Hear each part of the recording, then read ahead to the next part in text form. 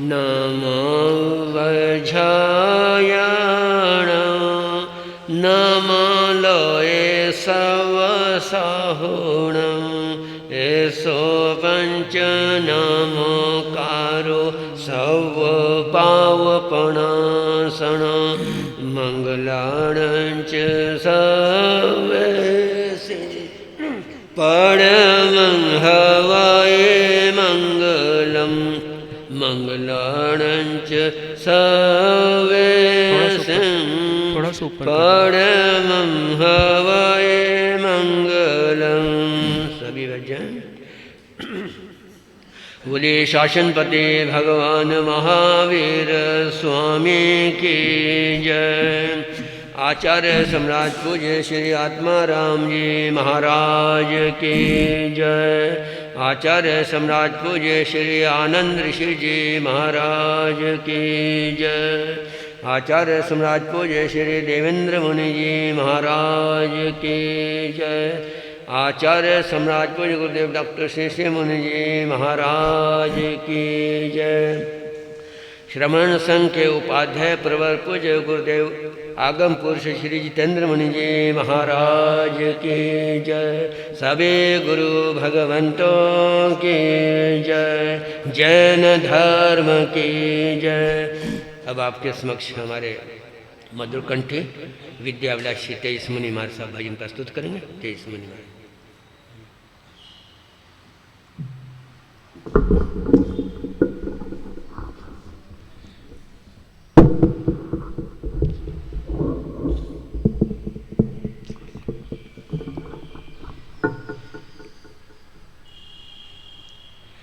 बोलिए श्रवण भगवान महावीर स्वामी की जय हो।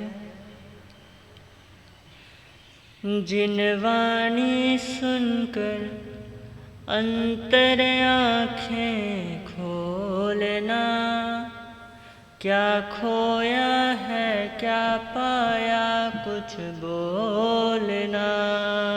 जिन वाणी सुनकर अंतर आँखें खोलना, क्या खोया है क्या पाया कुछ बोलना। अरे खुद ही अपने अंतर को टटोलना, तू टटोलना रे टटोलना।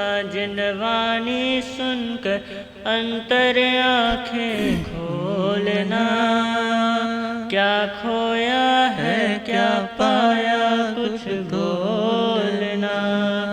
दुनिया में सबको लगते हैं रिश्ते नाते प्यारे, दुनिया में सबको लगते हैं रिश्ते नाते प्यारे। पर देखा जाए तो होते ये रिश्ते नाते खारे, पर देखा जाए तो होते ये रिश्ते नाते खारे। इन रिश्ते नाते में क्यों अटके बोलना, तू बोलना रे बोलना। जिन वाणी सुनकर अंतर आँखें खोलना, क्या खोया है क्या पाया कुछ बोलना। क्या खोया है क्या पाया कुछ बोलना।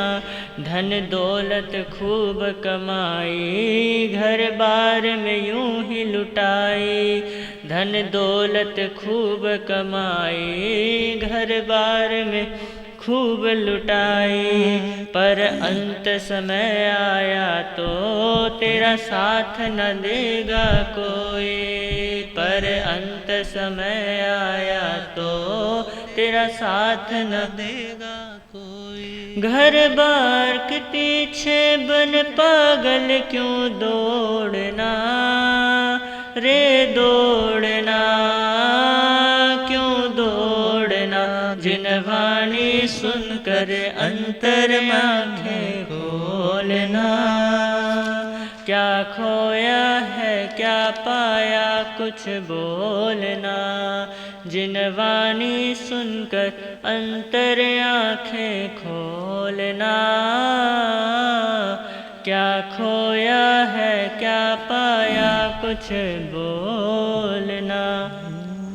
एक बात कहूँ मैं अच्छी, जिन वाणी लगे मुझ सच्ची। एक बात कहूँ मैं अच्छी, जिन वाणी लगे मुझ सच्ची। जहाँ श्रद्धा भक्ति होती उसे मिल जाती है मुक्ति। जहाँ श्रद्धा भक्ति होती उसे मिल जाती है मुक्ति। प्रीतेश बेचारे इस दुनिया को छोड़ना, तू छोड़ना रे छोड़ना। जिन वाणी सुनकर अंतर आँखें खोलना। क्या खोया है क्या पाया कुछ बोलना, जिन वाणी सुनकर अंतर आँखें खोलना। क्या खोया है क्या पाया कुछ बोलना। अरे खुद ही अपने अंतर को टटोलना, तू टटोलना रे टटोलना। जिन वाणी सुनकर अंतर आँखें खोलना। क्या खोया है क्या पाया कुछ बोलना। क्या खोया है क्या पाया कुछ बोलना। हर्ष हर्ष हर्ष हर्ष। बहुत ही जिनवाणी के प्रति अपनी गहन श्रद्धा आस्था को प्रकट करता हुआ मंगल में आज का पावन सर्वप्रथम भजन हमारे मधुर गायक श्री तेजस सोनी जी महाराज ने कृपा की। अब हम श्रवण करेंगे महासाध्वी डॉक्टर श्री शिव प्रज्ञा जी महाराज साहब के मुखारविंद से मंगल में जिनवाणी का प्रसाद।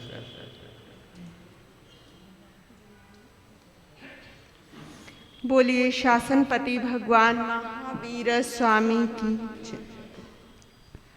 पाना नहीं जीवन को बदलना है साधना। पाना नहीं जीवन को बदलना है साधना। धुएं सा जीवन मौत है, धुएं सा जीवन मौत है। जलना है साधना। पाना नहीं जीवन को बदलना है साधना। मुंड मुंडाना बहुत सरल है, मन मुंडन आसान नहीं। व्यर्थ भभूतर माना तन पर, यदि भीतर का ज्ञान नहीं। पर की पीड़ा में मोम सा, पर की पीड़ा में मोम सा पिघलना है साधना। पाना नहीं जीवन को बदलना है साधना।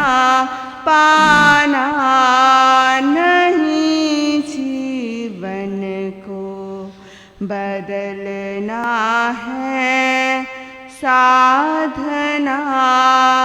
मंदिर में हम बहुत गए पर मन यह मंदिर नहीं बना। मंदिर में हम बहुत गए पर मन यह मंदिर नहीं बना। व्यर्थ शिवालय में जाना जो मन शिव सुंदर नहीं बना। पल पल समता में इस मन का पल पल समता में इस मन का ढलना है साधना। पाना नहीं जीवन को बदलना है साधना। सच्चा पाठ तभी होगा जब जीवन में पारायण हो। सच्चा पाठ तभी होगा जब जीवन में पारायण हो। श्वास श्वास धड़कन धड़कन में जुड़ी हुई रामायण हो। तब सत पथ पर जन जन मन का तब सत पथ पर जन जन मन का चलना है साधना। पाना नहीं जीवन को बदलना है साधना। पाना नहीं जीवन को बदलना है साधना। शासनपति भगवान महावीर स्वामी की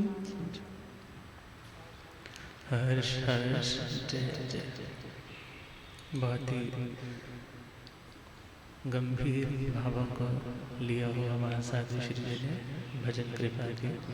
अब हम अपने टॉपिक पर आए। धम मंगल मुकुट अहिंसा संयम तव देवावृतं नमस्ते। जस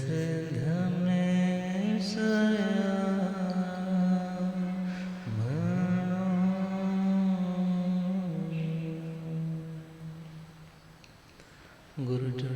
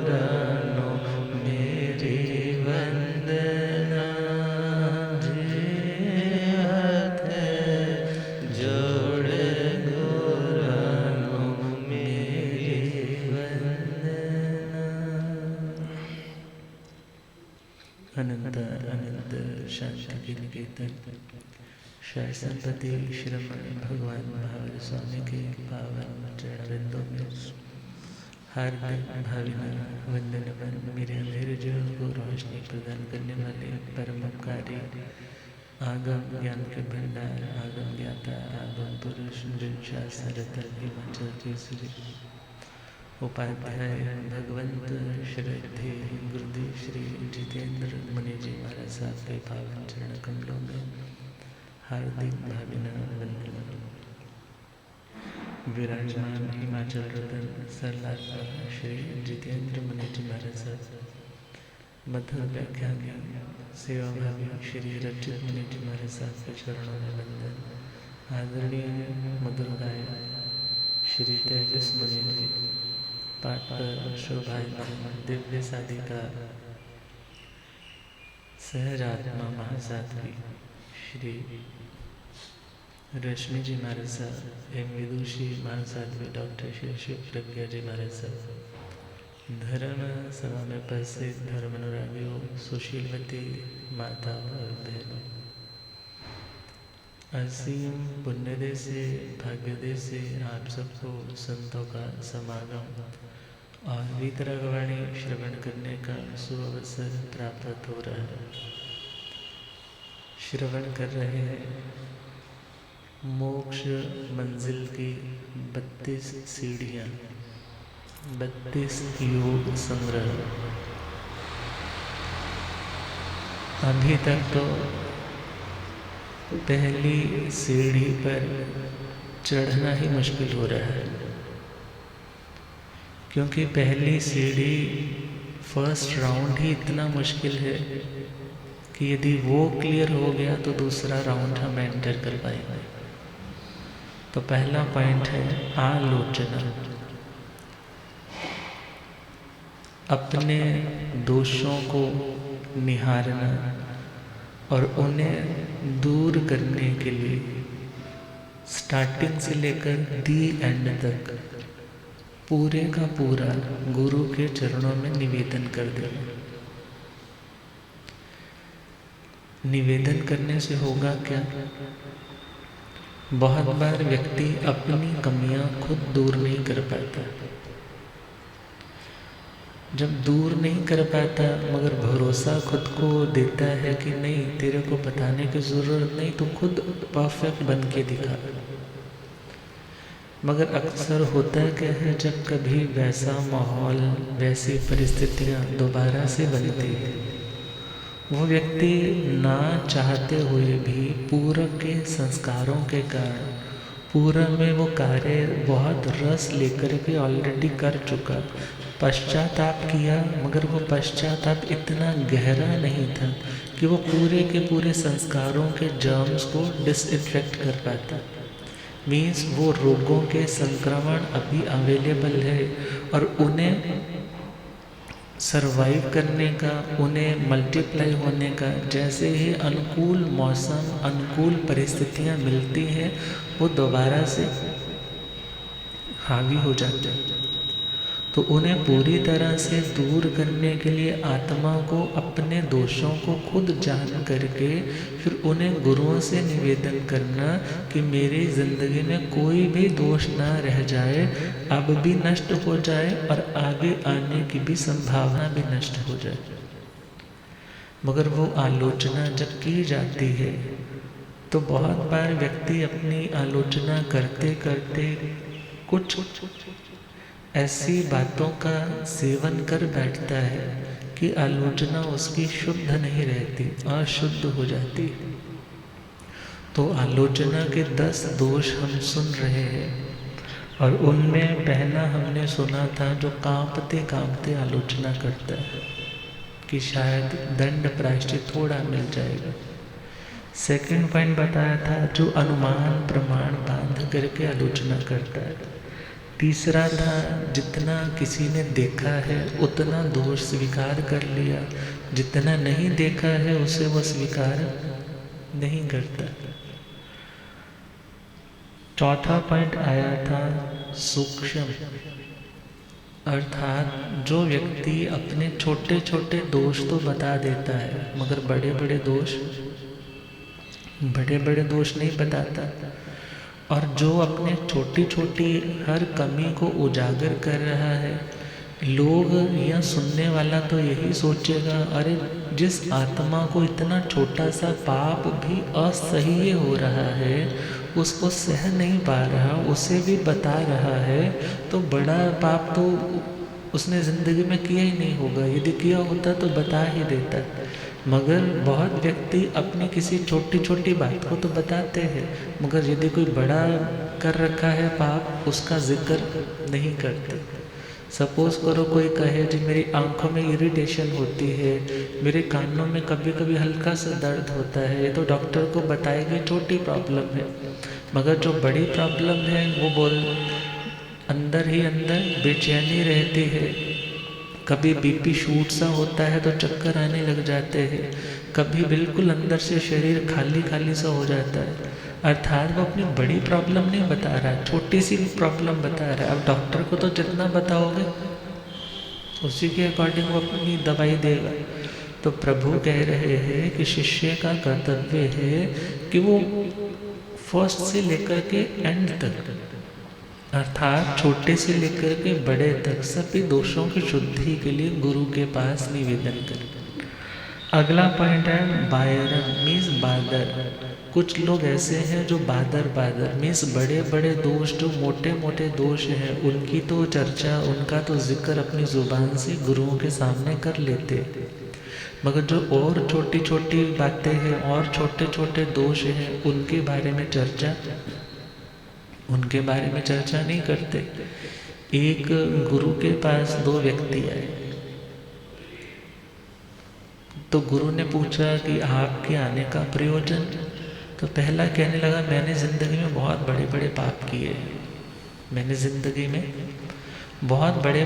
किए हैं, मैंने सोचा गुरु के पास जाकर अपनी निंदा आलोचना करने से वह पाप धुल जाते हैं, तो मैं आपके पास आया। दूसरे से पूछा तुम क्यों आए? दूसरा कहने लगा मैंने बड़े पाप तो नहीं सेवन किए, मगर मैंने छोटे छोटे पाप, छोटे छोटे दोषों का ज़िंदगी में सेवन किया है। तो मैंने सोचा जब ये जा रहा है, जब ये तर जाएगा तो मैं क्यों पीछे रहूं। मैंने सोचा मैं भी अपने छोटे छोटे पापों की वहाँ आलोचना करके उनको बता दूंगा। तो गुरुजी कहने लगे तुम ये मत सोचना कि तुमने छोटे किए हैं तो मीन्स दोष थोड़े होंगे। समझाने के लिए उन्होंने क्या किया, बड़े वाले शिष्य को जो दो आए थे, पहले वाले को बोले कि बाहर से तुम उतना हैवी पत्थर लेकर के आओ जितने हैवी तुमने पाप किए हैं, मीन्स जितने भारी कर्म तुमने बांधे हैं उतनी भारी कोई चट्टान लेकर के। और दूसरे से कहा कि तुम जितने छोटे छोटे पाप करते रहे हो उतने छोटे छोटे पत्थर उठाकर कलेक्ट करके लाओ। अब दोनों को भेज दिया। पहले वाला तो बहुत बड़ा सा पत्थर हिल नहीं रहा था, मगर उसे लगा हाँ इतना तो बोझ ज़रूर होगा मेरे उस कर्म का। अब वो उसको उठा कर के 2-4 लोगों को साथ लगा करके पहुंचा रहा है। और वो शिष्य था, अब वो रिकॉल कर रहा है मैंने कभी ये झूठ बोला था, मैंने कभी ये दृष्टि से पाप किया था, मैंने कभी ऐसा गलत बोला था, मैंने कभी जानबूझकर के इन छोटे जीवों को दुखी किया था।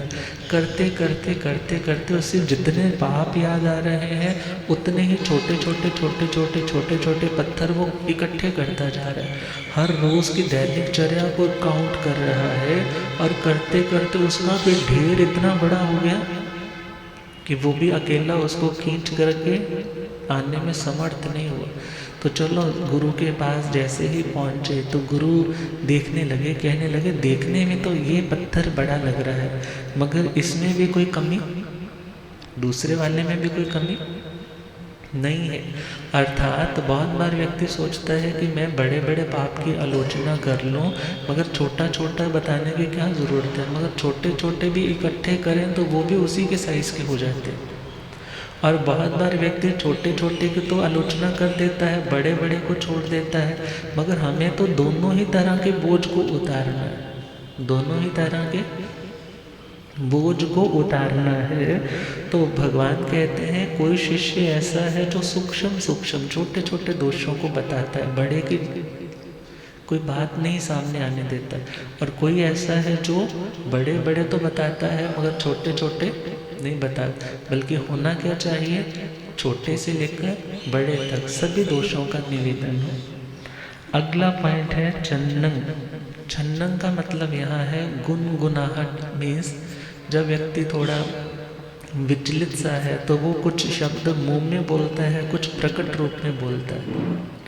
मीन्स सामने वाला उसके प्रोनाउंसिएशन को स्पष्टतया सुन नहीं पाता। और ये अक्सर कब होता है, लिखने वाले ने लिखा है अंदर की टूट फूट से टूटे हैं लफ्ज़ भी, अंदर की टूट फूट से टूटे हैं लफ्ज़ भी, वरना दौराने गुफ्तगू यूँ अटकता ना था। मीन्स बहुत बार व्यक्ति बात करते करते अटक जाता है, उसके शब्द कुछ मुंह में रहते हैं, कुछ बाहर आते हैं, सामने वाले के साथ वो पूरा एक तालमेल नहीं बना पाता, कन्वर्सेशन ठीक नहीं कर पाता, अपनी बात पूरी तरह कन्वे नहीं कर पाता। जब कन्वे नहीं कर पाता तो सामने वाला आपकी प्रॉब्लम को अंडरस्टैंड कैसे करेगा। जब अंडरस्टैंड नहीं कर पाएगा तो आपको क्योर करने के लिए, आपकी हेल्प करने के लिए वो अपना प्रयास, अपना एफर्ट भी पूरा नहीं दे पाएगा। तो भगवान कह रहे हैं जब कभी आलोचना की जाए तो अस्पष्ट शब्दों में नहीं बल्कि क्लियरली, जैसे डॉक्टर के पास गए तो डॉक्टर को सारी प्रॉब्लम, और बिल्कुल ये ज़रूर देखते हो कोई आसपास तो नहीं है, मुझे अपनी कोई पर्सनल प्रॉब्लम शेयर करनी है। मगर जब बोलने लगते हो, यदि सपोज आपके शब्द कुछ फिसल रहे हैं तो डॉक्टर क्या बोलते हैं, आप घबराइए नहीं, मैं हूँ और आप है, मैं डॉक्टर हूँ और आप पेशेंट हैं, आप अपनी बात को क्लियरली मुझे बताइए। इसी प्रकार जब किसी योग्य गुरु के पास जाकर के अपने उस बोझ को हम उतारना चाहते हैं तो हमें क्लियरली उन बातों को उन्हें कहना होगा, और यदि क्लियरली नहीं कह पा रहे तो आलोचना का वो दोष रहेगा। अगला पॉइंट है श्रद्धालुवम, अर्थात कोई व्यक्ति बहुत ऊंचे ऊंचे स्वर में, ऊंची ऊंची आवाज़ में अपनी आलोचना करता है। मानो वो और लोगों को भी सुनाना चाहता हो, अरे देखो कि मैंने यदि कोई पाप किया था तो मैं सारी दुनिया को बता रहा हूँ। मगर भगवान क्या कह रहे हैं कि सबको बताने की ज़रूरत नहीं है। तो आलोचना करने के लिए आए हो, अपनी प्रॉब्लम को बताने आए हो, अपने उस कांटे को निकलवाने आए हो, तो सारी दुनिया में शोर मचाने की ज़रूरत नहीं, क्योंकि दुनिया के लोग अलग अलग मेंटेलिटी के हैं। बहुत से लोग ऐसे भी हो सकते हैं जो तुम्हारी उस कमी को देख कर के ये सोचे जब ये व्यक्ति कर सकता है तो हमने कर लिया तो कौन सी बड़ी बात। इसलिए अपनी कमी को भी वहीं जाहिर करना है जो वास्तव में गंभीर हो, और जो उस बात को सुन करके आपकी आलोचना के बाद आपको योग्य प्रायश्चित देने में समर्थ हो। और अगला पॉइंट है बहुजन। बहुजन का मतलब है कई लोगों को आदत होती है कि अपनी ज़िंदगी का कोई ऐसा घटनाक्रम जिसमें उनको कभी वेदना की अनुभूति हुई कि ये ठीक नहीं किया, तो वो कभी इस गुरु को अपनी बात बताते हैं, कभी दूसरे गुरु को बताते हैं, कभी तीसरे गुरु को बताते हैं। बात वही है, मगर कभी एक के पास आलोचना कर रहे हैं, कभी दूसरे के पास, कभी तीसरे के पास, कभी चौथे के पास। भगवान कहते हैं ऐसा काम भी नहीं करें। कारण क्या, सामने वाला शायद इस मेंटालिटी से ऐसा कर रहा हो कि शायद हो सकता है ये कुछ मुझे प्रायश्चित कम दे देंगे, ये शायद मुझे प्रायश्चित कुछ कम दे देंगे। या कोई व्यक्ति इसलिए अलग अलग जगह पे जा रहा है कि उसे ये लगता है कि मैं जितने गुरुओं के पास अपनी आलोचना करूँगा वो सोचेंगे देखो कितना धर्मात्मा है, कितनी सरल आत्मा है, कितना तरणहार आत्मा है, जिसने अपने किसी दोष को किसी कमी को छुपाया नहीं, हमें सबको बताता चला जा रहा है। मगर भगवान कहते हैं ऐसा काम भी नहीं करना। मीन्स अपनी आलोचना यदि करनी है तो किसी योग्य गुरु के पास करें, और यदि कोई संशय रहता है तब आप किसी और उत्तम साधु साध्वी जी के पास अपनी आलोचना कर सकते हो। मगर जगह जगह भटकने की ज़रूरत, जगह जगह जाने की आवश्यकता आलोचना के लिए नहीं है। अगला पॉइंट है अवत्त, अर्थात अज्ञात। जिस व्यक्ति को प्रायश्चित विधि का ज्ञान नहीं है, प्रायश्चित विधि का ज्ञान नहीं है, और आप ऐसे व्यक्ति के सामने अपनी उस प्रॉब्लम को रख रहे हैं, सपोज करो जिसे कानून का पता ही नहीं है और उससे आप जस्टिस मांगने जा रहे हो कि तुम फैसला करो, तो वो तो काम गलत हो जाएगा। अर्थात जिसे उस बात की कोई वैल्यू का नहीं पता या उस व्यक्ति को किसी कानून का नहीं पता, ऐसे व्यक्ति के पास यदि सपोज करो किसी ने मर्डर कर दिया और किसी गाय के पास जाकर के बोले कि गाय मैंने मर्डर कर दिया, अब मेरे को क्या करना चाहिए, अब गाय तो कोई उत्तर नहीं देगी। बहुत से लोग कह देते हैं कि तुम्हें यदि कोई योग्य व्यक्ति न मिले तो तुम गाय के कान में जाकर के अपने सारे पाप बोल दो। वो एक बड़ा फर्स्ट वाला, एक बड़ा ही इनिशियल वाला स्टेप है कि तुम एटलीस्ट अपने उन पापों को अपनी जुबान तक तो लेकर के आओ। मगर जिसे दोष विधि का ज्ञान ही नहीं है, वो तुम्हें किसी रूप में प्रायश्चित तो देने से रहा, और जब प्रायश्चित नहीं मिलेगा योग्य, जब औषधि तुम्हें अपने रोग के अकॉर्डिंगली नहीं मिलेगी, तो तुम्हारा रोग भी दूर होने वाला नहीं है। तो भगवान कह रहे हैं जो प्रायश्चित विधि का ज्ञाता नहीं है, जो व्यक्ति पूरा जानकार नहीं है, जैसे आप लोग यदि कोई प्रॉब्लम है, डॉक्टर को दिखाना है और आप किसी सपोज करो किसी और सिटी में रहते हो और आप क्या सोचते हो, मुझे चंडीगढ़ डॉक्टर्स को दिखाना है, मगर डॉक्टर भी कौन सा चाहिए, MBBS को तो नहीं ना पूछते आजकल, MD DM, हाँ, और वो भी यदि कोई किसी हेड ऑफ डिपार्टमेंट हो या कोई बहुत रिसर्च में आगे हो और सोचते हो जिसके पास केस गए हों और बहुत ही वो सफल रहा हो, ऐसे व्यक्ति को दिखाना है। मगर छोटे मोटे डॉक्टर को दिखाना तो वो तो बोलेंगे जी कोई तंगी हो, जी कोई फर्स्ट एड लेनी हो तो दिखाएंगे, अदरवाइज एक अच्छा ट्रीटमेंट चलाना है तो आप किसी सामान्य साधारण डॉक्टर के पास प्रॉब्लम लेकर नहीं जाते। इसी प्रकार जब आपकी आत्मा भीतर से आपको कोसती है, आप भीतर से बेचैन रहते हैं और आपके पास अब ज्ञान जागृत हुआ है कि अपने दोषों की आलोचना करने वाला ही आत्मा ऋजुभूत होता है, सरल होता है, माया निदान मिथ्यात्व इन शल्यों से मुक्त होता है, संसार के मार्ग को वह कम करने वाला होता है। तो आपने ये भाव तो बना लिया आलोचना करनी है, मगर अपनी उस प्रॉब्लम को, अपने उस रोग को अब दिखाना किस डॉक्टर को है? ये थोड़ा ही है तुम्हारे प्रॉब्लम तो कान में हो रही है और तुम पहुंच गए हो कि किसी आंखों वाले डॉक्टर के पास, मगर आज के टाइम में तो MBBS तो सभी ने कर रखी है। सपोज करो उसके पास जनरल तो सारी नॉलेज है कि इसके लिए ये प्रॉब्लम के लिए ये करना चाहिए, मगर जो एक स्पेशलाइजेशन है वो किसके पास होगी, जो उस फील्ड का डॉक्टर है। इसी प्रकार जो आलोचना की जाती है वो कोई किसी गीतार्थ मुनिराज, कोई जो स्कॉलर है और जो अपने आप में उत्तम आत्मा है, चारित्र में विशुद्ध परिणामों वाली आत्मा है, जो प्रायश्चित विधि की ज्ञाता है, ऐसी आत्मा के पास आलोचना की जाती है। ये नहीं है कि दर दर के जाकर के या किसी के पास भी जाकर के अपनी बात रख ली जाए, कारण जिस व्यक्ति को उस चीज़ का पता ही नहीं है।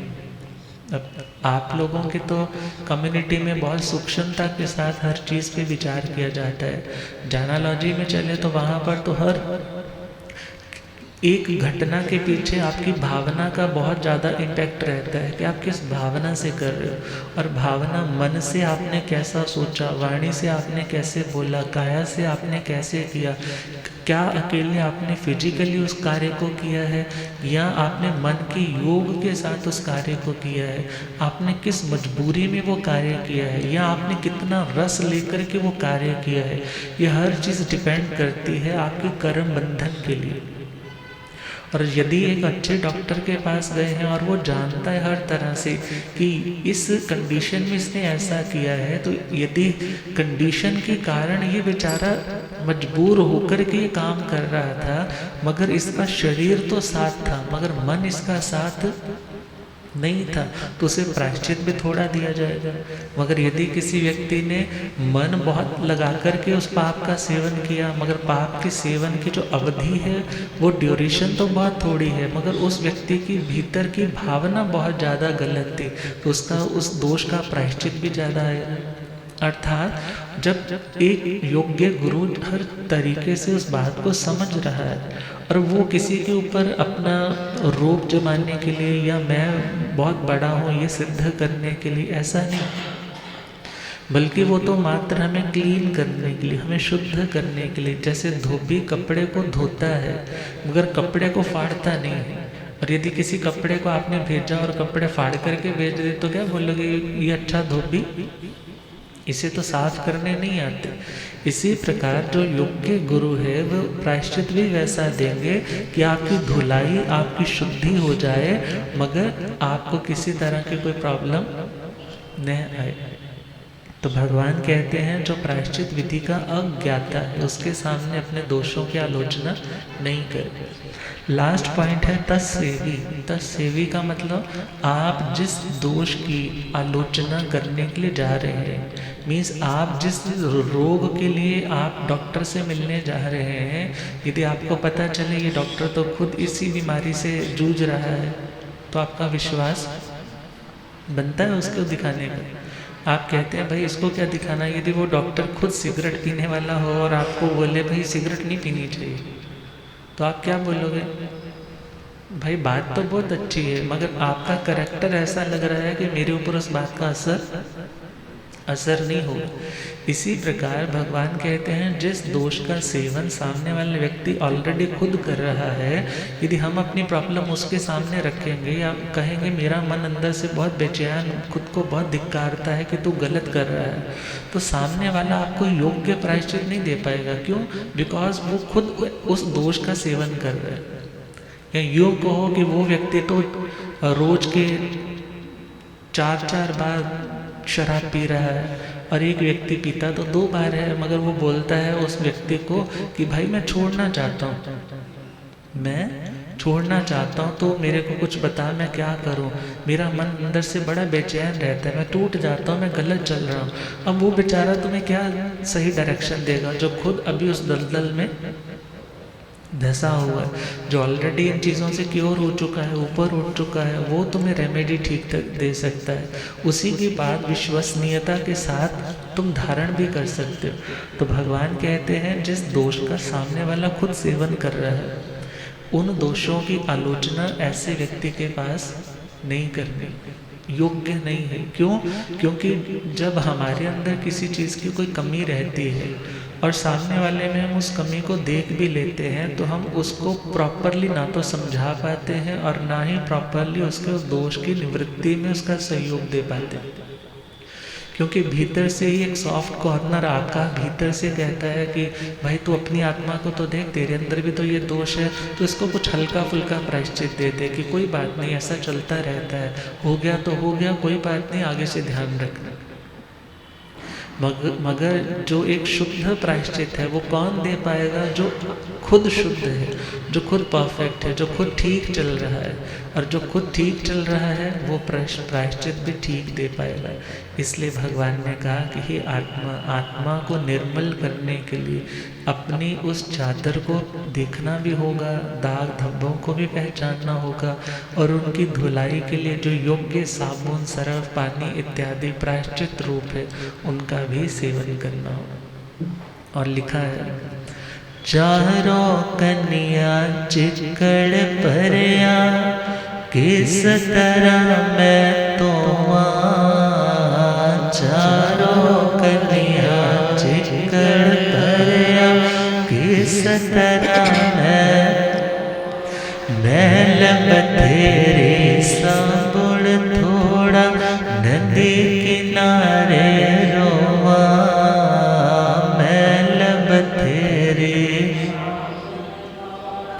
नदी किनारे जे सतगुर तेरे होवे कृपा, भल विच उजली होवा। जे सतगुर तेरे होवे कृपा, भल विच उजली होवा। ओ गरीब नवाज मेरी बात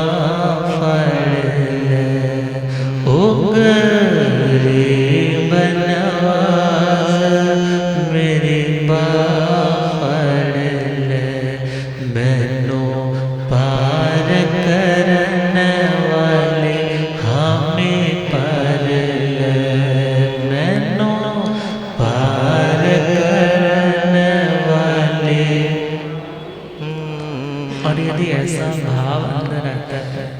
कि हे प्रभु आप तो तिन्नाणं तार्याणं हो, मीन्स खुद तो तर चुके हो और दूसरों को तारने वाले हो। तारने वाले का मतलब पहले हमारे अंदर डिजायर तो हो कि हमें तरना है, और उस डिजायर का नाम है तो सम्यक दर्शन है। उस इच्छा का नाम क्या है? सम्यक दर्शन है। और अब तरना है तो आत्मा को बोझ को उतारना होगा, और बोझ को उतारने के लिए जैसा जैसा एक योग्य गुरु निर्देश देता जाए, अपने उन दोषों की आलोचना करते हुए आत्मा को निर्भर बनाते जाएंगे तो आत्मा की प्रगति, आत्मा इस घाट से उस घाट तक पहुंच पाएगा। तो भगवान ने ये जितनी बातें बहुत ही साइंटिफिक, बहुत ही साइकोलॉजिकली भी प्रूव्ड है कि व्यक्ति अपनी बात, यदि कोई ज़िंदगी में कुछ गलत कमिट किया है, किस तरह से वो बोझ के अंदर डिप्रेशन में चला जाता है, किस तरह से रिकवर करने के लिए एक योग्य मार्गदर्शक काउंसलर की ज़रूरत रहती है, और काउंसलर के अंदर कौन सी क्वालिटीज़ होनी चाहिए, और जो हम अपनी बात कहने जा रहे हैं तो हम किस तरह से अपनी बात को प्रेजेंट करें। हर चीज़ को बहुत ही आज के टाइम में तो जहाँ पे मेडिकल फील्ड में हर तरह के डॉक्टर्स की रिक्वायरमेंट है ही है, मगर उसी के साथ साथ साइकोलॉजिकली देखा जाए तो आज के टाइम में बोलते ना माइंड के, ब्रेन के डॉक्टर्स भी आज के टाइम में बहुत ज़्यादा डिमांड में है। क्यों डिमांड में है? व्यक्ति जब कुछ ना कुछ गलत कर बैठता है या जो चाहता है मिल नहीं पाता है, अब उस स्ट्रेस के कारण वो इतना बोझ के नीचे दब जाता है। यदि सपोज इस जिंदगी का तो अंत हो गया, मगर अगली जिंदगी में भी वो संस्कार, वो भाव, वो कांटे, वो शल्य, वो गांठे साथ ट्रैवल करती और आत्मा को सुकून से जीने नहीं देती। और सुकून से रहना है, शांति से रहना है, मीन्स धर्म में रहना है। धर्म का लक्ष्य, धर्म का स्वरूप ही यही है कि हम शांत हो सके। और शांत कौन होगा? जो निर्मल होगा, जो दोषों से रहित होगा।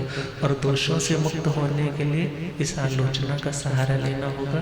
तो आज के लिए इतना ही। कल पॉइंट आएगा हमारे पास निर्वलाभे, उसके ऊपर चर्चा करेंगे। अब हम श्रवण करेंगे मधुर व्याख्यान श्री रचित मुनि जी महाराज।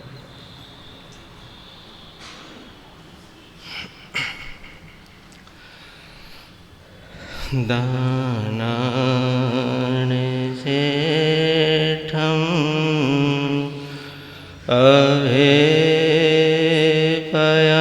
अभेपयानं सचे सुवानिवजं वयन्ति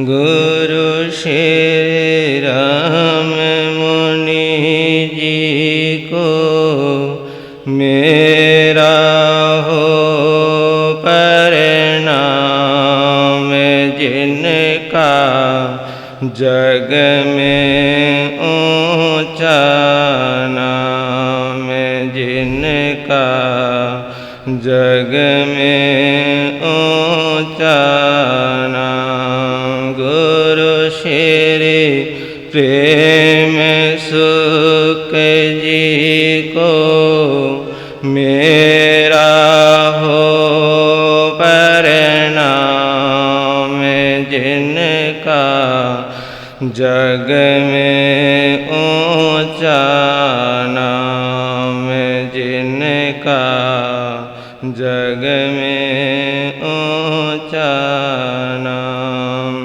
दीन के बंधु करुणा सिंधु, जप लो सुबह और शाम, जिनका जग में ऊंचा नाम, जिनका जग में ऊंचा नाम।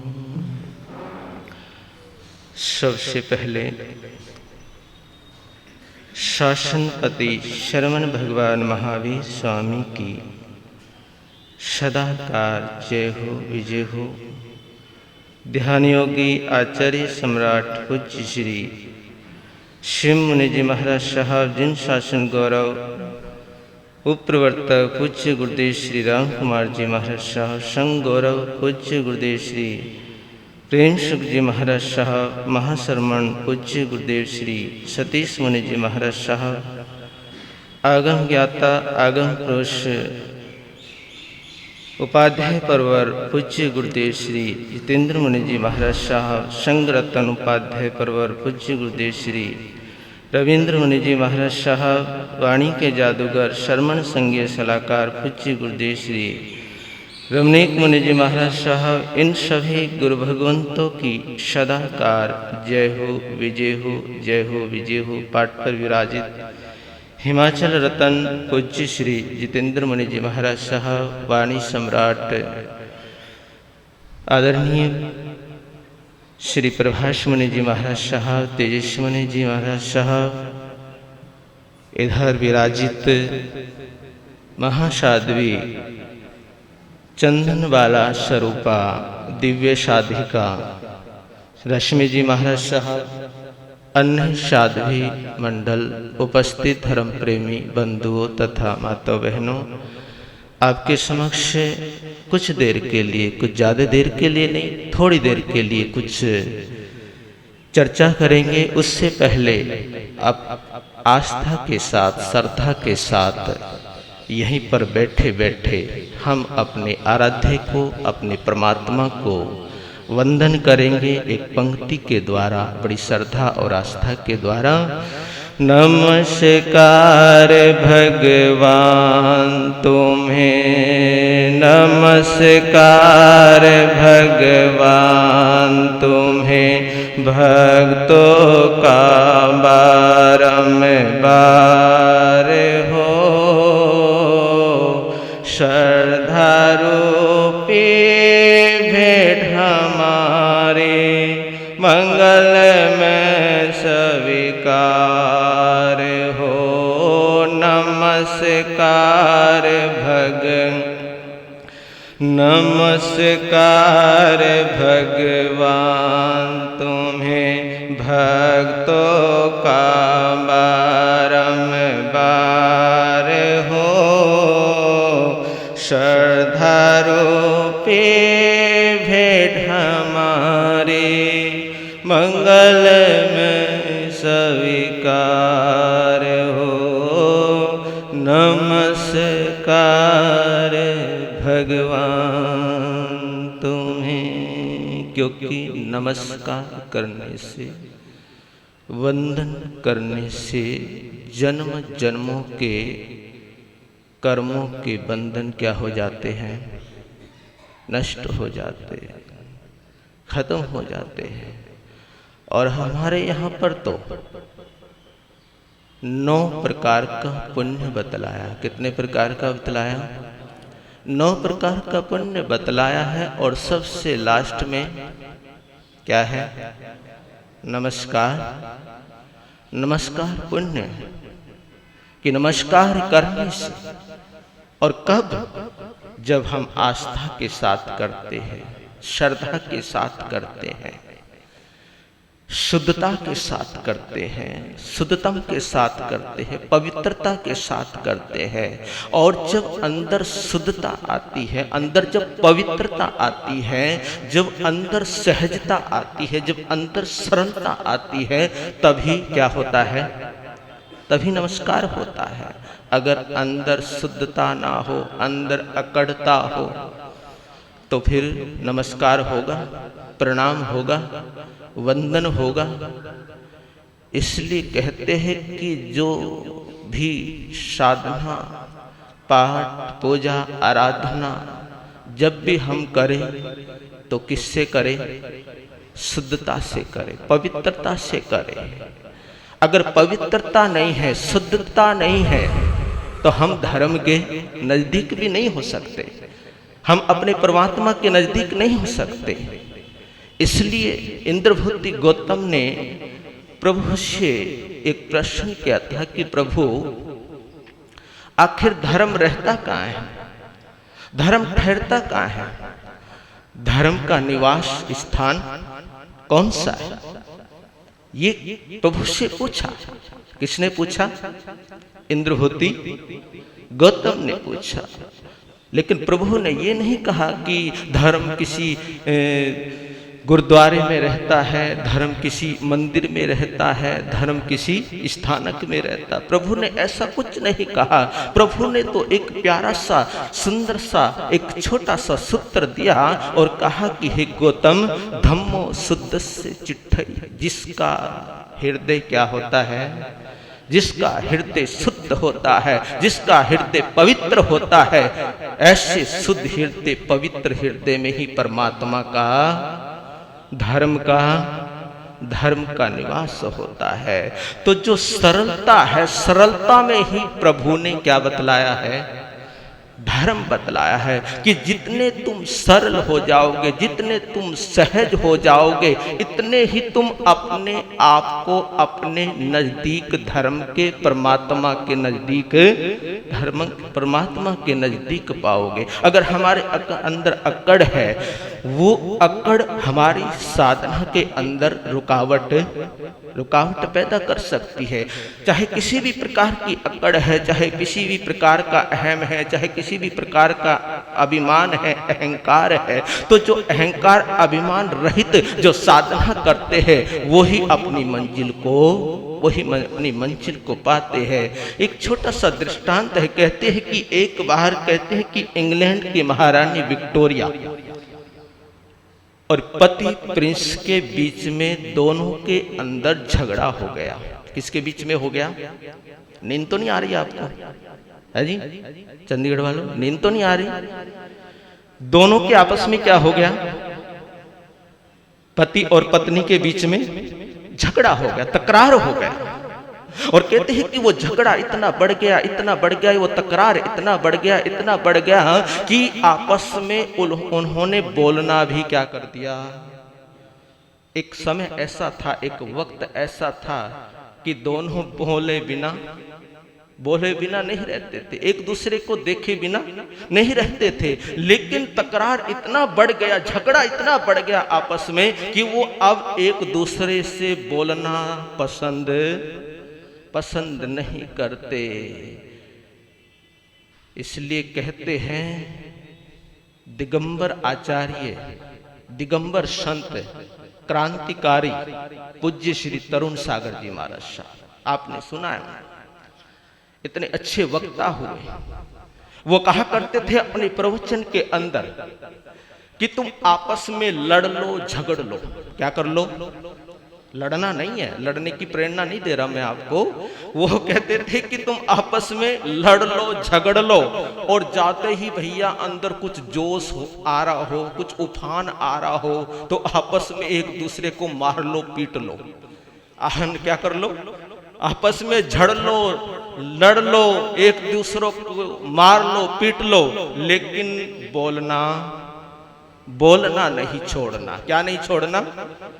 कितना भी झगड़ा क्यों ना हो जाए, बोलना नहीं छोड़ना। अगर तुमने बोलना छोड़ दिया, अगर तुमने बतियाना छोड़ दिया, तो तुम्हारे सारे रास्ते क्या हो जाएंगे?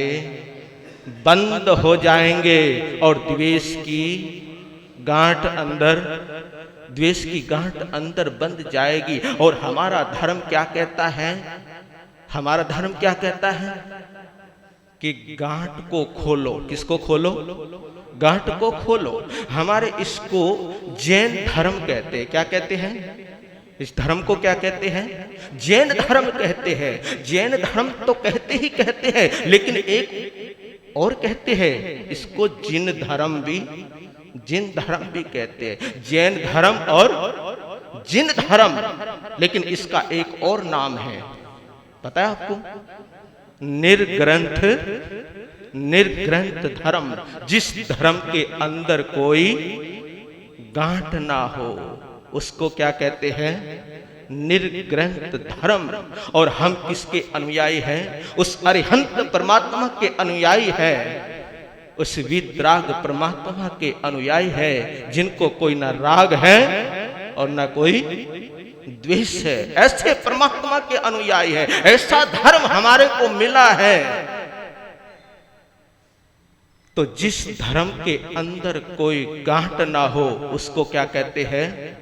निर्ग्रंथ धर्म कहता है। और हमारा ये धर्म हमारे को बार बार चेताता है, समझाता है, संदेश देता है कि तुम्हारे अंदर अगर किसी के भी प्रति कोई गांठ हो राग की, द्वेष की, तो उस गांठ को दूर करने का क्या करो?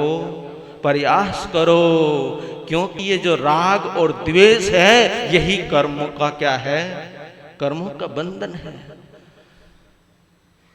तो क्या हुआ? दोनों में क्या हो गई?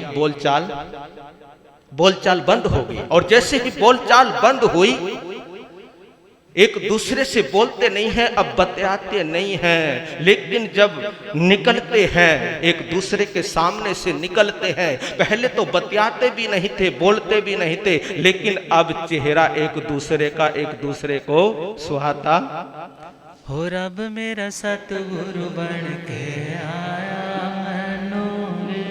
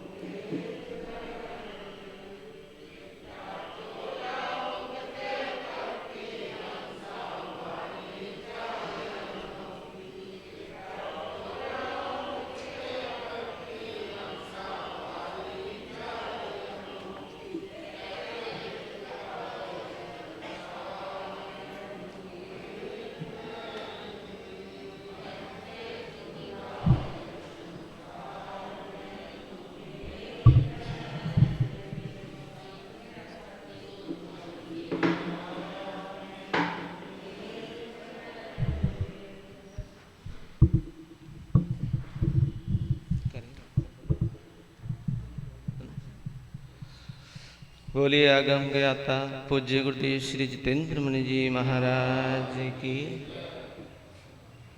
तो एक दूसरे का चेहरा अब सुहाता नहीं है। तो रानी सोचने लगी, चिंतन करने लगी कि कब तक मैं घुट घुट के रहूंगी, कब तक मैं घुट घुट के रहूंगी, कब तक अशांति में रहूंगी। मेरा तो सारा का सारा सुकून क्या हो गया? सारा का सारा सुकून चला गया, मेरी शांति भंग हो गई, मेरा आनंद चला गया। और मैं हमेशा किस में रहती हूँ? मैं हमेशा टेंशन में रहती हूँ, चिंता में रहती हूँ। और जब सामने आते हैं तो रानी को क्या आता है? उनको देखकर गुस्सा आने लगा, क्रोध आने लगा, मेरा क्रोध और भी बढ़ने लगा, मेरा गुस्सा और भी बढ़ने लगा। और कहते हैं कि जब क्रोध आता है, गुस्सा आता है, तो क्रोध अंदर, बुद्धि बाहर। फिर एक ही चीज रहती है, या तो बुद्धि रहेगी या क्रोध रहेगा। तो जब क्रोध अंदर होता है तो बुद्धि क्या हो जाती है? बाहर हो जाती है। बुद्धि फिर काम नहीं करती। तो सोचने लगी कि करूं तो करूं, क्या करूं? मुझको इनको देखकर मुझे क्रोध आता है, गुस्सा आता है। तो सोचने लगी कि चलो मैं इनसे थोड़ी दूरी पर चली जाती हूँ। तो कहते हैं कि पास में ही क्या था? दूसरा महल था। उस महल में चली गई और महल में जाकर वहां पर शांति से बैठी, सुकून से बैठी, सांस ली। और कहते हैं कि 1 दिन बीता, 2 दिन बीते, 3 दिन बीते, 4 दिन बीते, लेकिन जैसे ही 5वां दिन आया तो रानी को किसकी याद आने लगी? बोलो बोलो। अपने पति की याद आने लगी कि नहीं, अब मैं नहीं रहूंगी। तो कहते हैं कि पति की याद आने लगी उस महल को छोड़कर जहां पर पति रह रहा था, उधर की तरफ चल पड़ी। जब जा रही थी तो देखा क्या कि गेट क्या है, दरवाजा क्या है, दरवाजा बंद है, गेट बंद है। गेट को खटखटाती है और गेट को जैसे ही खटखटाया तो देखा क्या कि गेट क्या है, बंद है। अंदर से क्या है, अंदर से बंद है। गेट खटखटाई, अंदर से आवाज आई कि कौन? तो कहती है कि मैं इंग्लैंड की महारानी विक्टोरिया। क्या बोली? अंदर से आवाज आई गेट खटखटाने के बाद कि कौन? कहा कि मैं इंग्लैंड की महारानी विक्टोरिया। गेट खोला जाए तो कहते हैं कि गेट खुला नहीं। फिर दोबारा आवाज लगाती है, अंदर से आवाज आती है कि कौन? कहा कि मैं इंग्लैंड की महारानी विक्टोरिया। गेट खोला जाए। इस प्रकार 1 बार नहीं, 2 बार नहीं, 3 बार नहीं, 4 बार नहीं, 5 बार आवाज लगाई, लेकिन गेट दरवाजा नहीं खुला। जब दरवाजा नहीं खुला फिर गेट को खटखटाती है, गेट खटखटाया, फिर अंदर से वही आवाज आए कि कौन? लेकिन अब शब्दों में क्या है, शब्दों में चेंज है। कहती है कि मैं तुम्हारी पत्नी विक्टोरिया, मैं तुम्हारी पत्नी विक्टोरिया। पहले क्या बोल रही थी कि मैं इंग्लैंड की महारानी विक्टोरिया। दरवाजा खोला जाए, ले उस इनमें क्या था, इन शब्दों में अहम था, इन शब्दों के अंदर अहंकार था, अभिमान था। लेकिन जैसे ही अभिमान अहंकार छूटा, टूटा और शब्दों के अंदर नम्रता आई, शब्दों के अंदर विनय भाव आया, जैसे ही शब्द के अंदर नम्रता आती है तो कहती है कि मैं तुम्हारी पत्नी विक्टोरिया। और जैसे ये कहा दरवाजा क्या हो गया, दरवाजा खुल गया। इसी प्रकार कहते हैं कि जब आदमी का अहंकार अभिमान गिरता है, टूटता है, गिर जाता है, तब जाकर परमात्मा का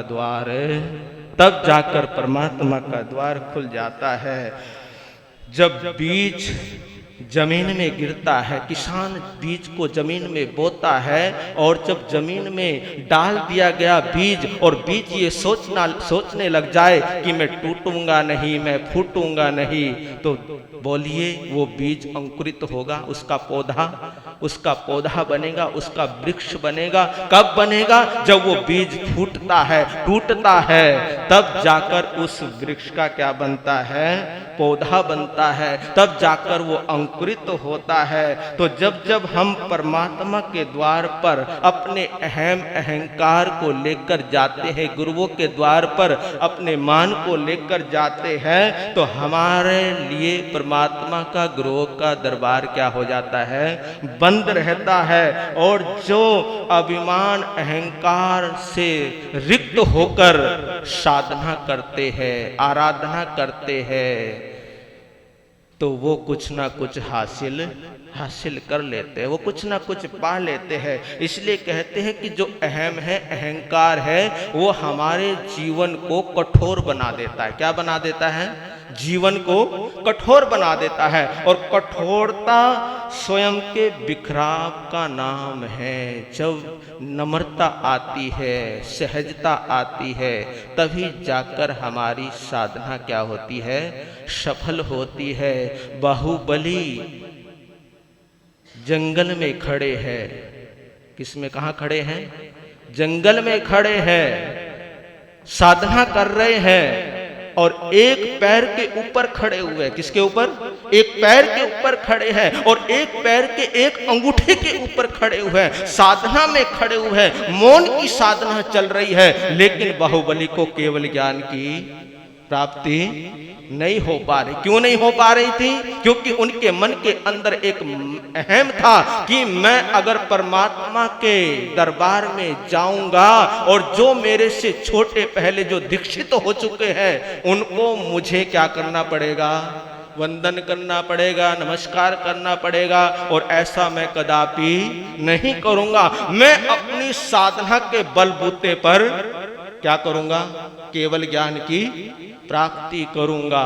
लेकिन साधना करते करते इतनी कठोर साधना, इतनी कठोर साधना, कहते हैं कि बाहुबली जी के कानों के अंदर पक्षियों ने भी क्या बना लिए?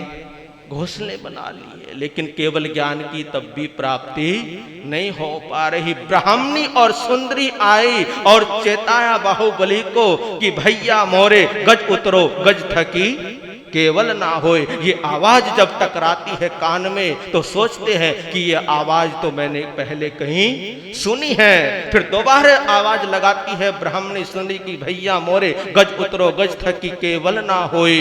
तो वो एकदम चिंतन बदला, और जैसे ही चिंतन बदला सोचने लगे कि मैं अभिमान रूपी हाथी के ऊपर क्या हूं? सवार हूं। मैं अभी भगवान के समो शरण में जाऊंगा, और जो मेरे से पहले जो दीक्षित हो चुके हैं, जो संत हो चुके हैं, उनको मैं क्या करूंगा? उनको मैं प्रणाम करूंगा, नमन करूंगा, नमस्कार करूंगा।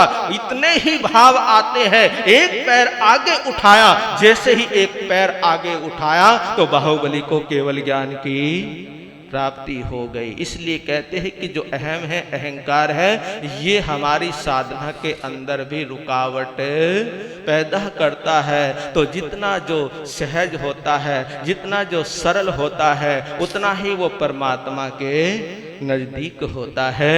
वीर नाम के हीरे मोती, गुरु नाम के हीरे मोती मैं बिखराऊं गले गले।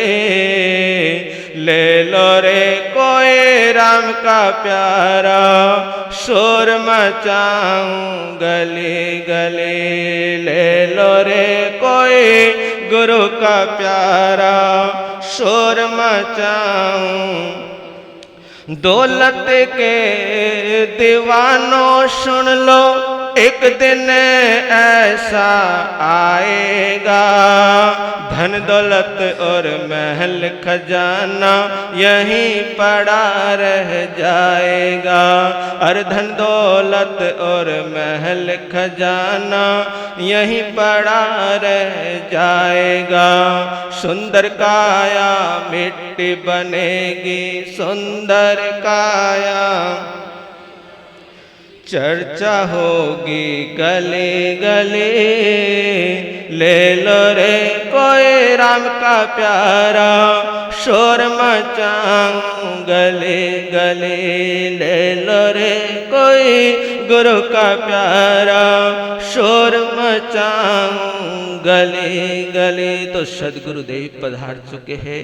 आपने सभी ने गुरुदेव के मुखारविंद से जिनवाणी का लाभ लेना है। और जो कल का जो प्रसंग है, वाणी सम्राट पूज्य श्री प्रभाष मुनि जी महाराज साहब का संयम दिवस, दीक्षा दिवस है। तो ज़्यादा से ज़्यादा आने का आप सभी भाव रखेंगे, और संयम दिवस, दीक्षा दिवस की आप ज़्यादा से ज़्यादा अनुमोदना करके अपने को भाग्यशाली समझे। ओम शांति।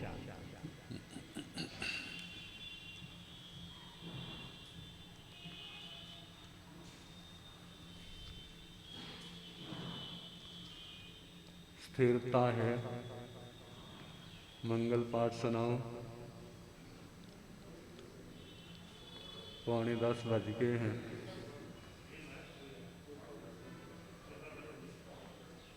थोड़ी देर। जीर्ण वर्ण अनुरक्ता, जीर्ण वर्ण जे करन्ति भावेन, अम्ला असंकलिठा ते हुन्ति परित संसारी। बोलिए भगवान महावीर स्वामी की। पावन चरित गुरुदेव जी, बंदो मन वच काए, भव सागर को तरण में करो हमारी सहाय। जिन शासन जिन वाणी सदा जयवंत हो, श्रवण संग सदा अविचल मंगल हो।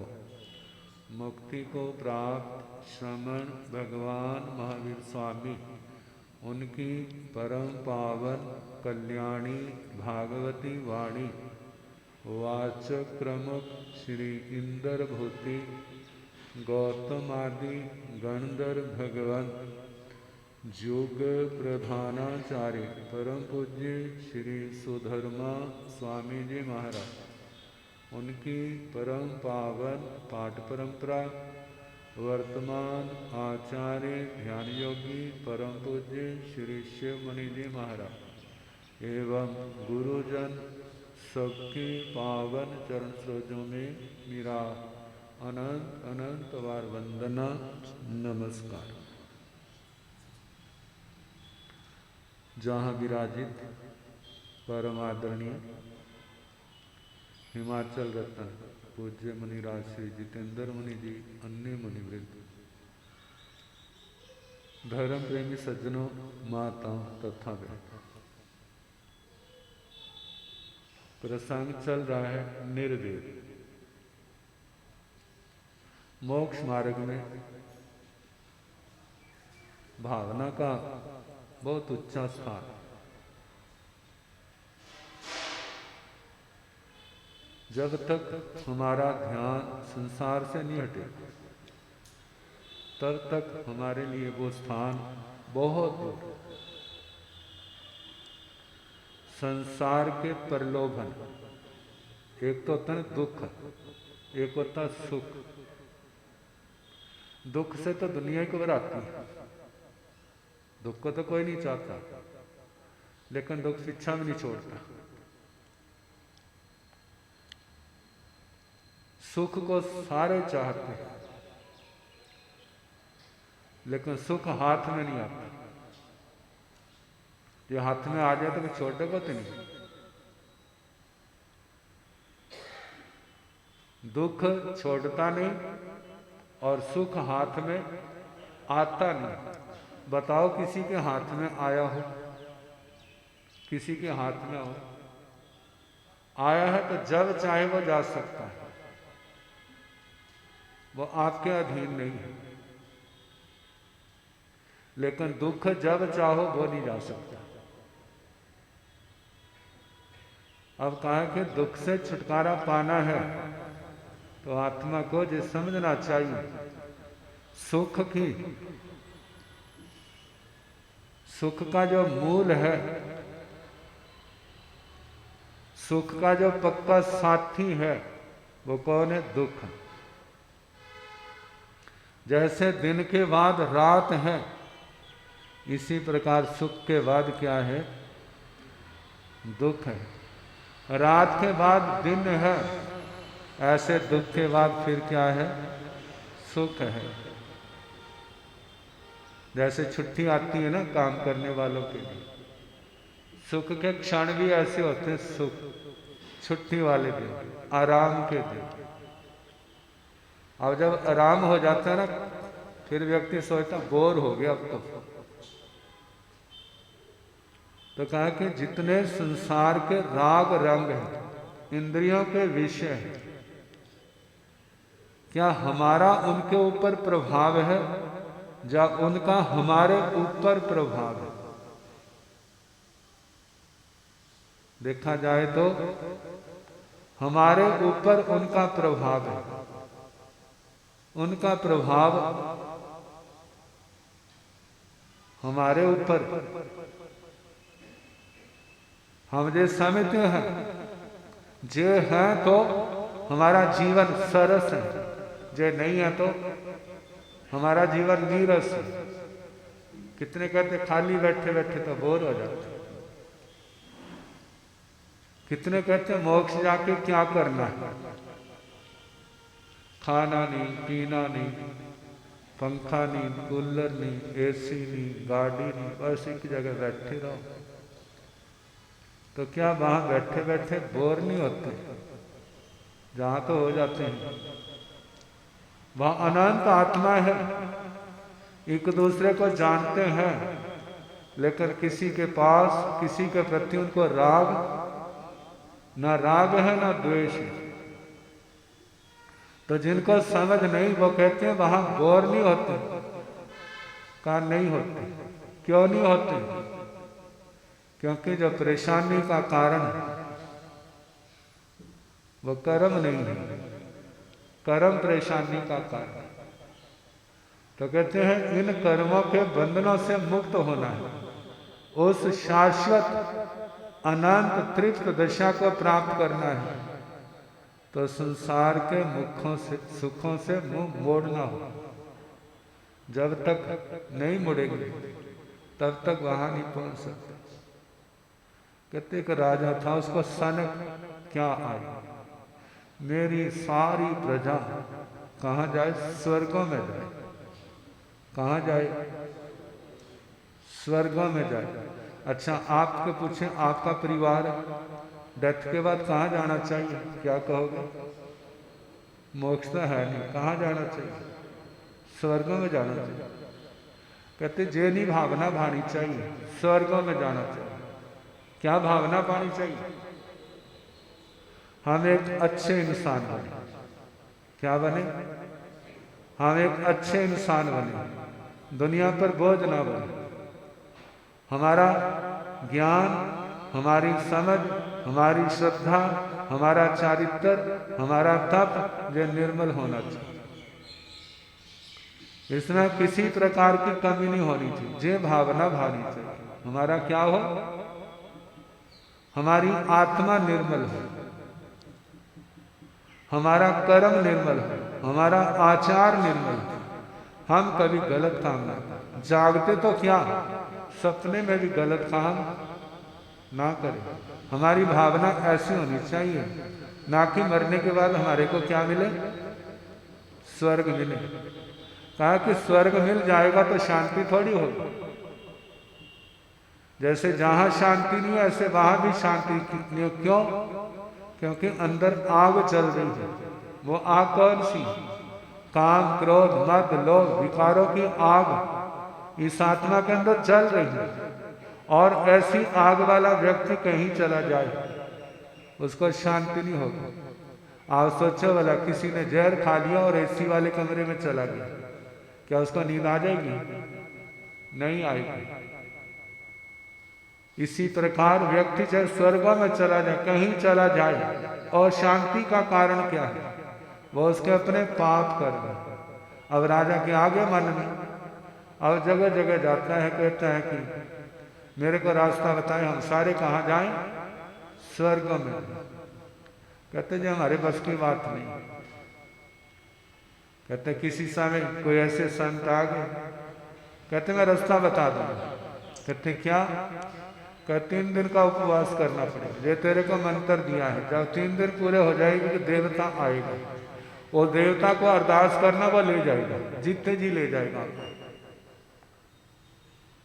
कहते ठीक है, मंत्र दे दिया, 3 दिन का उपवास कर लिया। जब पक्की लगन होती है ना, फिर व्यक्ति क्या नहीं कर लेता। और जब चौथा दिन आया तो वो आगे देवता जी कहते बोलो जजमान याद किया? कैसे याद किया? और उस राजा ने उनका आदर किया। कहने लगे एक तमन्ना है मेरी। क्या? मेरी सारी जनता कहाँ जाए? स्वर्गों में जाए। कहते तो बड़ी टेढ़ी तमन्ना है। कहते स्वर्गों वाला कर्म भी तो होना चाहिए। जिसके कर्म अच्छे हैं उसको मैं ले जाऊंगा, जिसके नहीं है उसको नहीं ले जाऊंगा। वो स्वर्ग को कूड़ा घर थोड़ा है, जो देखा वहां पर भर दिया। कहते नहीं। कहते अच्छा एक काम करो, जे पास में नदी है ना, जैसे आपके घग्गर है, घग्गर के पार पहाड़ी पर मेरा विमान खड़ा हो, वहां एक वृक्ष है, उसके पास बैठूंगा, जो मेरे पास आ जाएगा उसको ले जाओ, जो नहीं आया तो कहते फलाने दिन वहां पहुंच जाओ। और देवता जी तो आ गए। अब लोग राजा ने चारों ओर मनियादी करा दी। कहाँ चलो? या नेता लोग कहते हैं चलो चंडीगढ़, चलो दिल्ली, क्या करनी हमने? रैली करनी। चलो कहाँ जाना है? स्वर्ग में चलो। और चल पड़े सारे लोग। तो रास्ते में देवता ने माया फैला दी। कोई गा रहा है, कोई नाच रहा है, खाने की व्यवस्था, पीने की व्यवस्था, पहनने की व्यवस्था, सारे आराम की, सारा रास्ते में क्या कर दिया, देह माया फैला दी। अब लोग आ रहे हैं और उधर से गर्मी कर दी। जब गर्मी की है, लोगों को पसीने आ रहे हैं, कहते भाई नहा लो, देखो बहुत बढ़िया पानी है, देखो आज निर्जला एकादशी है ना, देखो पानी की शिविर लगी, पानी पी लो। आगे हलवाई बिठा दिए, मिठाइयों के बाजार, कहीं कपड़ों के बाजार, कहीं सोने की व्यवस्था कर दी। कोई पहले बाजार में, कोई दूसरे बाजार में, कोई तीसरे बाजार, अटकते जा रहे हैं। आखिर में जब खा लिया अच्छी तरह, पी लिया अच्छी तरह, फिर नींद के झोंके आने लग पड़े, तो देखा इतनी बढ़िया ऐसे शैया लगी हैं जैसे राजे महाराजाओं की होती हैं, और सारे क्या हो गए, आखिर सो गए। अब राजा भी आया है, राजा को वो सारे प्रलोभन दिखा, कहते देवता को 2-3 चक्कर तो लगानी पड़ेगी। अब चलते चलते प्रलोभन राजा को भी दिए जा रहे हैं, लेकिन कहीं पर भी राजा नहीं रुके, पहुंच गया। तो क्या देखा, देवता जी इंतजार कर रहे, कहते विमान खाली दिख रहा है, लोग कहाँ गए, आए नहीं कोई, कहते कोई नहीं आया। कहते मैंने तो सबको भेज दिया। कहते तुमने भेज दिया, लेकिन मेरे पास तो नहीं पहुंचा, देख ले। कहते गए कहाँ गए भला, कोई खा रहे, कोई पी रहे, कोई सो रहे, कोई नाच गाना, सारा कुछ। और संसार के अंदर सारा कुछ होता है ना।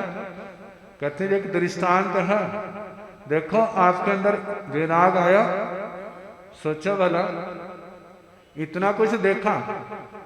अच्छा आपसे पूछा जाए आज तक टीवी में कितने सीरियल देखे,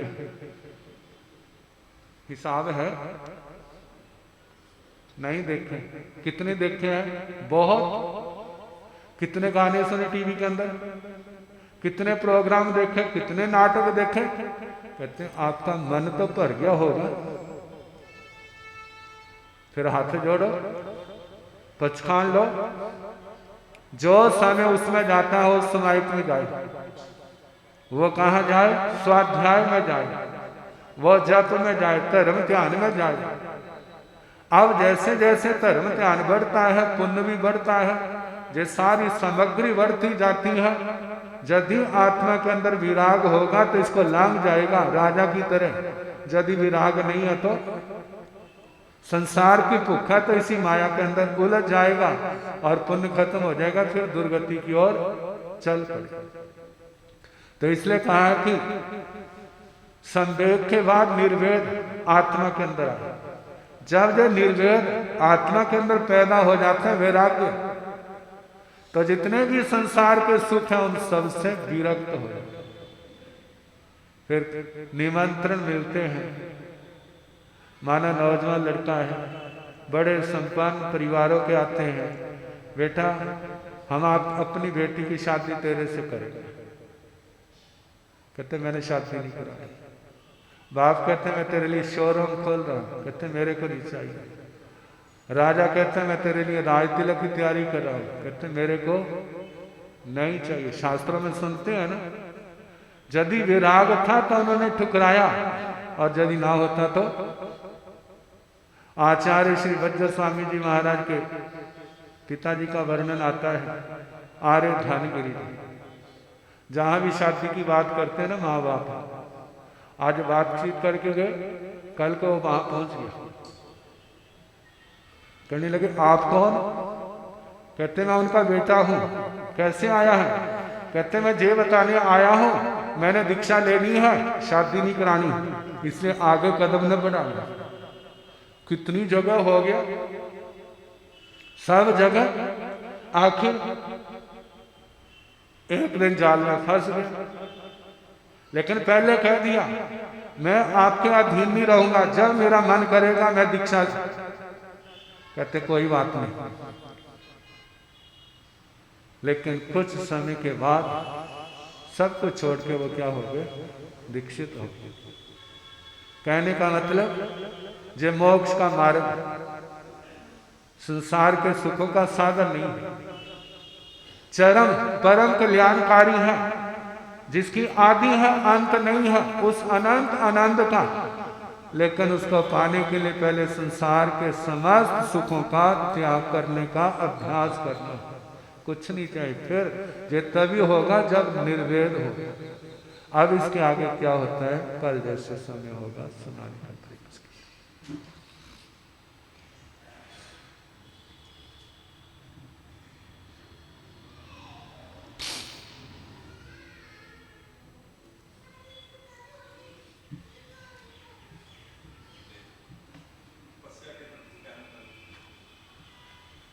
आज जिनके उपवास है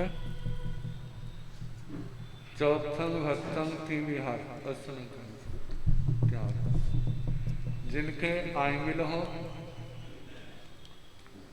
5 मिनट, एक आसने हो, एक आसने का पचखान मन की धारणा कर सकते। तपस्या करने वालों को धन्यवाद। परम श्रद्धे आगम ज्ञाता आगम पुरुष हिमाचल के श्री उपाध्याय भगवान पूज्य गुरुदेव श्री जितेंद्र मुनि जी महाराज, उग्र तपस्वी परम सेवा भावी पूज्य गुरुदेव श्री रमन मुनि जी महाराज ठाणे 6, हिमाचल रतन श्री जितेंद्र मुनि जी महाराज, मधुर वक्ता श्री रचित मुनि जी महाराज ठाणे 3, आगम रसिका महासाध्वी श्री संतोष जी महाराज ठाणे 4, दिव्य साधिका महासाध्वी श्री रश्मि जी महाराज ठाणे 4, तप ज्योति श्री सर्वज्ञ प्रभा जी महाराज ठाणे 2 के पावन पवित्र चरणों में वंदन नमस्कार करके सुख साता पूछते हैं और आपके सबके स्वास्थ्य की मंगल कामना करते हैं। हम सब का सौभाग्य कि हमें महान गुरुदेवों के मुखारबिंद से जिन वाणी सुनने को प्राप्त हो रही है। आज श्रद्धेय श्री रचित मुनि जी महाराज ने हमें बहुत ही सुंदर एग्जाम्पल देके समझाया कि हमारे धर्म के कैसी भी परिस्थिति हो हमने हृदय में गांठ को नहीं बांधना। जैसा कि आप सभी को विदित है कि कल वाणी भूषण कवि रतन श्री प्रभास मुनि जी की 17वीं दीक्षा जयंती है। इस अवसर पर सभी के लिए प्रीति भोज की व्यवस्था की गई है, जिसका लाभ श्रीमती संध्या जैन धर्मपत्नी श्री सुभाष जैन जो कि हमारे समाज के प्रधान हैं उनके परिवार की ओर से है, और उसके उपरांत भंडारा लगाया जाएगा, जिसका लाभ श्री मांगेराम रतनचंद जैन, श्री नरेश भाई साहब कांता जी का परिवार है, और दया तप की आराधना का लाभ श्रीमती सुशीला जैन धर्मपत्नी पूर्व प्रधान श्री पवन जैन का परिवार ले रहा है। महावीर जैन योग मंडल इसी उपलक्ष्य में रविवार को एक ब्लड डोनेशन कैंप का आयोजन भी कर रहा है। मेरा आप सभी से अनुरोध कि आप बढ़ चढ़कर इस कार्यक्रम में भाग लें और सेवा का जो भी कार्य मिले उसको अपने बढ़ चढ़कर कार्य करें समाज में। अब बाहर से पधारने वाले सभी भाई बहनों का ऐसे जैन सभा स्वागत करती है, अभिनंदन करती है। उनसे अनुरोध नाश्ता में भोजन लेके जाएं, जिसकी व्यवस्था नीचे भोजनशाला में की गई है। अब महापुरुषों के जयकारे श्रवण करो, मंगल पाठ श्रवण करें। बोलिए शासन प्रभावक उप प्रवर्तक पंडित रतन पूज्य गुरुदेव श्री जगदीश मुनि जी महाराज, आगम ज्ञाता आगम पुरुष हिमाचल के श्री उपाध्याय भगवान श्री जितेंद्र मुनि जी महाराज, हिमाचल रतन श्री जितेंद्र मुनि जी महाराज की जय। तपस्वी रतन परम सेवा भावी श्री रमन मुनि जी महाराज की, सभी साधु साध्वियों की जय। अब गुरुदेव के मुखारबिंद से मंगल पाठ। जयकारे अधूरे लगाए, पूरे पूरे लगाते ना।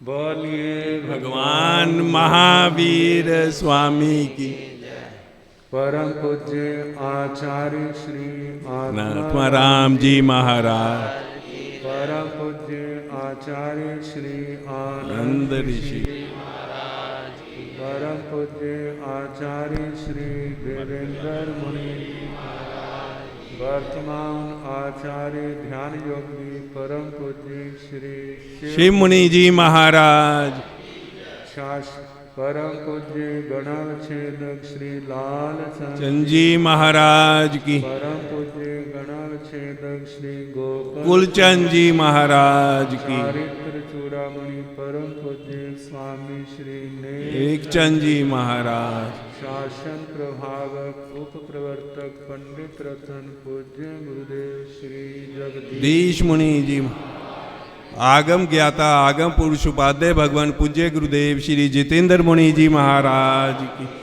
उग्र तपस्वी परम सेवा भावी पूज्य गुरुदेव श्री रमन मुनि जी महाराज की, हिमाचल रतन पूज्य गुरुदेव श्री जितेंद्र मुनि जी महाराज की, सभी साधु साध्वियों की।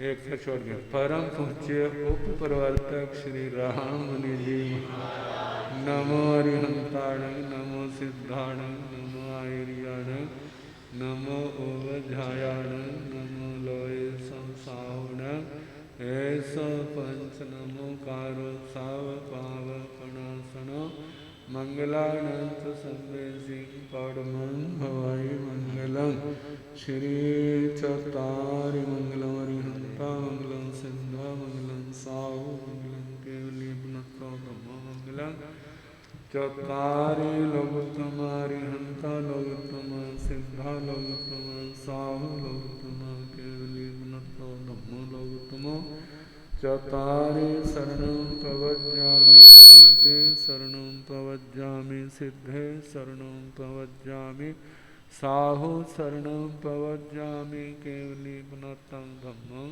शरणं।